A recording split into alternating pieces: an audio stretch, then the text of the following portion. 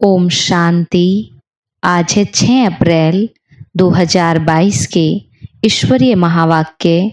आज बाबा ने कहा, मीठे बच्चे, ज्ञान की गुह्य बातों को सिद्ध करने के लिए विशाल बुद्धि बन बहुत युक्ति से समझाना है। कहा जाता है, सांप भी मरे लाठी भी ना टूटे। प्रश्न है, हाहाकार के समय पास होने के लिए कौन सा मुख्य गुण जरूर चाहिए? हाहाकार के समय पास होने के लिए कौन सा मुख्य गुण जरूर चाहिए? बाबा कहते हैं, धैर्यता का गुण। लड़ाई के समय ही तुम्हारी प्रत्यक्षता होगी। जो मजबूत होंगे वही पास हो सकेंगे। घबराने वाले नापास हो जाते हैं। अंत में तुम बच्चों का प्रभाव निकलेगा। तब कहेंगे, अहो प्रभु, तेरी लीला अपरंपार। सब जानेंगे गुप्त वेश में प्रभु आया है।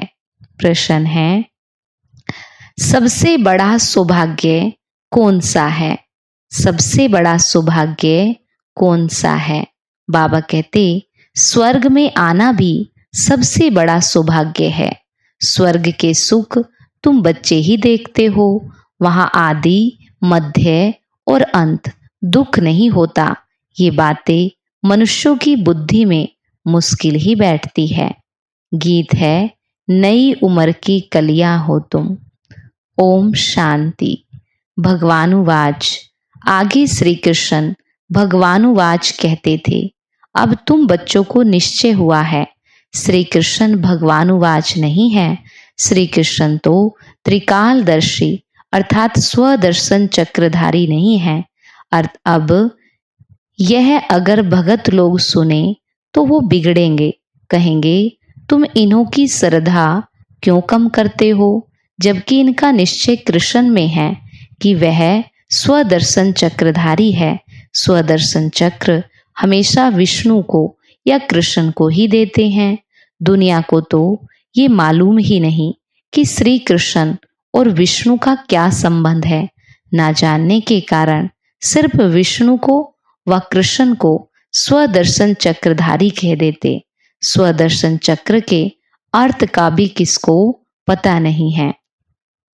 सिर्फ चक्र दे दिया है मारने के लिए। उसे एक हिंसक हथियार बना दिया। वास्तव में पास ना हिंसक चक्र है ना अहिंसक है। बाबा कहते, वास्तव में उनके पास ना ही हिंसक चक्र है और ना ही अहिंसक है। ज्ञान भी राधे कृष्ण या विष्णु के पास नहीं है। कौन सा ज्ञान? यह सृष्टि चक्र के फिरने का ज्ञान। वो सिर्फ तुम्हारे में है। अब यह तो बड़ी गुह्य बातें हैं। ये सब बातें युक्ति से कैसे समझाई जाए, जो समझ भी जाए प्रीत भी कायम रहे। सीधा समझाने से तो बिगड़ेंगे। कहेंगे कि आप देवताओं की निंदा करते हैं क्योंकि वो सब है एक समान। सिवाय तुम ब्राह्मणों के, तुम कितनी छोटी छोटी बच्चियां हो। बाबा तो कहते हैं, छोटी छोटी बच्चियों को ऐसा होशियार करना चाहिए जो प्रदर्शनी में समझाने के लायक बने। जिसमें ज्ञान है वो आपे ही ऑफर करते हैं। हम प्रदर्शनी समझा सकते हैं। ब्राह्मणियों की बड़ी विशाल बुद्धि चाहिए। प्रदर्शनी में समझाने के लिए सर्विसेबल को भेजना चाहिए। सिर्फ देखने का शौक नहीं। पहले पहले तो ये निश्चय चाहिए कि गीता का भगवान निराकार परमपिता परमात्मा शिव है। श्री कृष्ण को भगवान नहीं कहा जाता, इसलिए गीता भी रोंग है। ये बिल्कुल नई बात हो गई दुनिया में। दुनिया में सब कहते हैं कृष्ण ने गीता गाई। यहाँ समझाया जाता है कृष्ण गीता गा न सके। जो मोर मुकुटधारी है, डबल सिर ताज व सिंगल ताज, सूर्यवंशी चंद्रवंशी व वैश्य शूद्रवंशी, कोई भी गीता की नॉलेज को नहीं जानते। वह नॉलेज भगवान ने ही सुनाई। भारत को स्वर्ग बनाया था, तो दुनिया में सच्चा गीता का ज्ञान आए कहाँ से? ये सब भक्ति की लाइन में आ जाते हैं। वेद शास्त्र आदि पढ़ते पढ़ते नतीजा क्या हुआ? गिरते ही आए हैं, कलाएं कमती होती ही आई है। भल कितनी भी घोर तपस्या करे, सिर काट कर रखे, कुछ भी फायदा हो ना सके।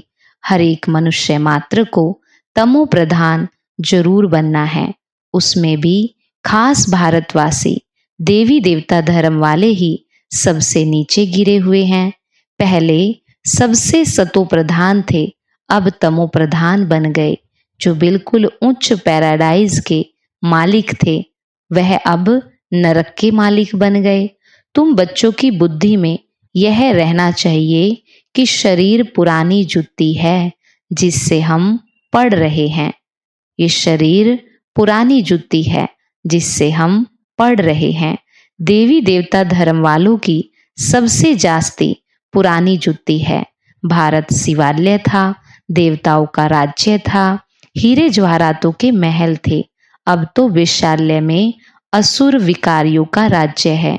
ड्रामा अनुसार फिर इनको वेश्यालय से शिवालय बनना ही है। बाबा समझाते हैं, सबसे जास्ती भारतवासी ही गिरे हैं। आधा कल्प तुम ही विषय विकारी थे। अजामिल जैसी पाप आत्मा भी भारत में ही थी। सबसे बड़ा पाप है विकार में जाना। देवताएं जो संपूर्ण निर्विकारी थे, वह अब विकारी बने हैं, गोरे से सांवरे बने हैं। सबसे ऊंच ही सबसे नीच बन गए। बाबा कहते हैं, जब संपूर्ण तमो प्रधान बन जाते, तब उन्हों को मैं आकर के संपूर्ण सतो प्रधान बनाता हूँ। अभी तो कोई को संपूर्ण निर्विकारी कह ना सके। बहुत फर्क है। भल करके यह जन्म कुछ अच्छा है, आगे का जन्म तो अजामिल जैसा होना चाहिए। बाबा कहते हैं, मैं पतित दुनिया और पतित शरीर में ही प्रवेश करता हूँ। जो पूरे 84 जन्म भोग करके तमो प्रधान बने हैं, भल इस समय अच्छे घर में जन्म है, क्योंकि फिर भी बाबा का रथ बनना है। ड्रामा भी कायदे सिर बना हुआ है, इसलिए साधारण रथ को पकड़ा है। ये भी समझने की ही बातें हैं। तुम बच्चों को सर्विस का बहुत शौक होना चाहिए। बाबा को देखो कितना शौक है। बाप तो पतित पावन है, सर्व का अविनाशी सर्जन है। तुमको कैसे अच्छी दवाई देते हैं। कहते हैं, मुझे याद करने से तुम कब रोगी नहीं बनेंगे। तुमको कोई दवा दरमल नहीं करनी पड़ेगी। यह श्रीमत है, ना कि कोई गुरु का मंत्र आदि। बाबा कहते, मुझे याद करने से तुम्हारे विकर्म विनाश होंगे, फिर माया का विघन नहीं आएगा। तुम महावीर कहलाएंगे। स्कूल में रिजल्ट पिछाड़ी को ही निकलती है, ये भी अंत में मालूम पड़ेगा। जब लड़ाई शुरू होती है, तब तुम्हारी भी प्रत्यक्षता होती है। देखेंगे तुम कितने निडर निर्भय बने हो। बाप भी निर्भय है ना। कितना भी हाहाकार मच जाए, धैर्यता से समझाना है कि हमें तो जाना ही है। चलो तो हम चले अपनी मंजिल माउंट आबू, बाबा के पास। घबराना नहीं है, घबराने में नापास हो जाते हैं। इतना मजबूत बनना है। पहले पहले आफतें आएंगी, फैमन की, बाहर से अनाज आ नहीं सकेगा, मारा मारी हो जाएगी। उस समय कितना निडर बनना पड़े। लड़ाई में कितने पहलवान होते हैं। कहते हैं, मरना और मारना है, जान का भी डर नहीं। भल उनको ये भी ज्ञान नहीं है कि शरीर छोड़ दूसरा लेंगे। उनको तो सर्विस करनी है। वो लोग सिखाते हैं, बोलो गुरु नानक की जय, हनुमान की जय। तुम्हारी शिक्षा है, शिव बाबा को याद करो। वह नौकरी तो करनी ही है, अथवा देश सेवा तो करनी ही है। जैसे तुम शिव बाबा को याद करते हो, इस प्रकार कोई भी याद नहीं करते। शिव के भगत तो ढेर हैं, परंतु तुमको डायरेक्शन मिलते हैं। शिव बाबा को याद करो। वापिस जाना है, फिर स्वर्ग में आना है। अब सूर्यवंशी चंद्रवंशी दोनों ही राज्य स्थापन हो रहे हैं। ये ज्ञान सबको मिलेगा। जो प्रजा बनने लायक होगा, वो उतना ही समझेगा। अंत में तुम्हारा बहुत प्रभाव निकलेगा। तब तो कहेंगे, अहो प्रभु तेरी लीला अपरमापार। जानेंगे कि प्रभु गुप्त वेश में आया है। कोई कहे परमात्मा का व आत्मा का साक्षात्कार हो, परंतु साक्षात्कार से कोई फायदा नहीं है। समझो सिर्फ लाइट चिंगारी देखी, परंतु समझेंगे कुछ भी नहीं कि ये कौन है, किसकी आत्मा है, वह परमात्मा है। देवताओं के साक्षात्कार में फिर भी कुछ भवका होता है, खुशी होती है। यहाँ तो ये भी नहीं जानते कि परमात्मा का रूप क्या है। जितना पिछाड़ी होती जाएगी तो बाबा बुद्धि का ताला खोलता जाएगा। स्वर्ग में आना ये भी सौभाग्य है। स्वर्ग के सुख और कोई देख न सके। स्वर्ग में यथा राजा तथा प्रजा रहते हैं। अब न्यू दिल्ली नाम रखा है, परंतु न्यू भारत कब था? ये तो पुराना भारत है। नए भारत में सिर्फ देवता धर्म था, बिल्कुल थोड़े थे। अब तो बहुत है। कितना रात दिन का फर्क है, अखबार में भी समझा सकते हैं। तुम न्यू दिल्ली न्यू भारत कहते हो, परंतु नव भारत न्यू दिल्ली तो नई दुनिया में होगी। वह तो पैराडाइज होगा। सो तो तुम कैसे बना सकते हो? यहाँ तो अनेक धर्म हैं, वहाँ एक ही धर्म है। ये सारी समझने की ही बातें हैं। हम सब मूल वतन से आए। हम सब आत्माएं ज्योतिर्बिंदु स्टार मिसल है। जैसे स्टार आकाश में खड़े हैं, कोई गिरते भी नहीं हैं, ऐसे हम आत्माएं ब्रह्मांड में रहती है।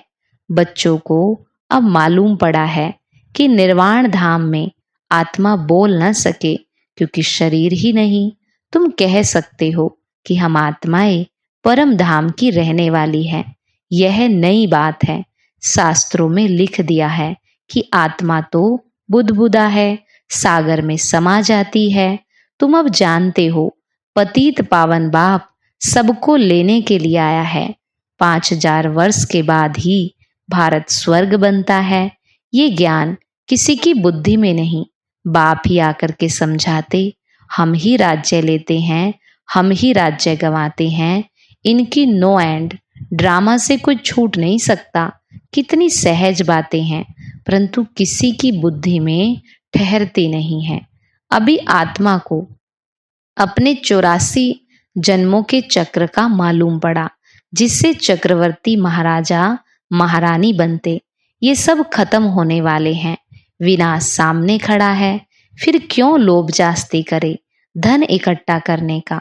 सर्विसेबल बच्चा है तो उनकी यज्ञ से पालना होती है। सर्विस नहीं करते तो उच्च पद भी नहीं मिलेगा। बाबा से पूछ सकते हो कि हम इतनी सर्विस करते जो उच्च पद पाए। बाबा से हम पूछ सकते हैं कि बाबा हम इतनी सर्विस करते हैं कि जो हम उच्च पद पाए। बाबा कह देते हैं, आसार तो ऐसे दिखाई देते हैं जो तुम प्रजा में चले जाओगे। यहाँ ही मालूम पड़ जाता। छोटे छोटे बच्चों को भी सिखला करके इतना होशियार बनाना चाहिए जो प्रदर्शनी में सर्विस करके शो करे। अच्छा, मीठे मीठे सिखी लदे बच्चों प्रति माता पिता बाप दादा का याद प्यार और गुड मॉर्निंग। रूहानी बाप की रूहानी बच्चों को नमस्ते। रूहानी बच्चों की रूहानी बाप दादा को नमस्ते नमस्ते। बाबा गुड मॉर्निंग। शुक्रिया बाबा, शुक्रिया। धारणा के लिए मुख्य सार। पहला है बाप समान निर्भय निडर। बाप समान निर्भय निडर बनना है। धैर्यता से काम लेना है, घबराना नहीं है। दूसरा है विनाश सामने है, इसलिए जास्ती धन इकट्ठा करने का लोभ नहीं करना। उच्च पद के लिए ईश्वरीय सेवा कर कमाई जमा करनी है। वरदान है सरव खजाने जमा कर रूहानी फकुर यानी कि नशे में रहने वाले बेफिक्र बादशाह भव, सरव खजाने जमा कर रूहानी फकुर, यानी कि नशे में रहने वाले बेफिक्र बादशाह भव। बाबा कहते बाप दादा द्वारा सब बच्चों को अखुट खजाने मिले हैं। जिसने अपने पास जितने खजाने जमा किए हैं उतना उनकी चलन और चेहरे में वह रूहानी नशा दिखाई देता है। जमा करने का रूहानी फकुर अनुभव होता है। जिसे जितना रूहानी फकुर रहता उतना उनके हर कर्म में वह बेफिक्र बादशाह की झलक दिखाई देती है। क्योंकि जहाँ फकुर है वहाँ फिक्र नहीं रह सकता। जो ऐसे बेफिक्र बादशाह हैं वो सदा प्रसन्नचित्त हैं। जो ऐसे बेफिक्र बादशाह हैं वो सदा प्रसन्नचित्त हैं। स्लोगन है, ज्ञानी तू आत्मा वो है जो ज्ञान डांस के साथ संस्कार मिलन की डांस जानता है। ज्ञानी तू आत्मा वो है जो ज्ञान डांस के साथ संस्कार मिलन की डांस जानता है। आज का हमारा स्वमान है, मैं बेफिक्र बादशाह हूँ। मैं बेफिक्र बादशाह हूँ। आज का अव्यक्त इशारा है, बाबा कहते बच्चे जैसे मीठा खाने और खिलाने से थोड़े समय के लिए मुख मीठा होता है, खुश होते हैं, ऐसे स्वयं ही मीठा बन जाओ तो सदा ही मुख में मधुर बोल रहेंगे। ऐसे मधुर बोल स्वयं को भी खुश करेंगे और दूसरे को भी खुश करेंगे। इसी विधि से सदा सरव का मुख मीठा करते रहो। सदा मीठी दृष्टि, मीठा बोल और मीठे कर्म हो। अच्छा, ओम शांति।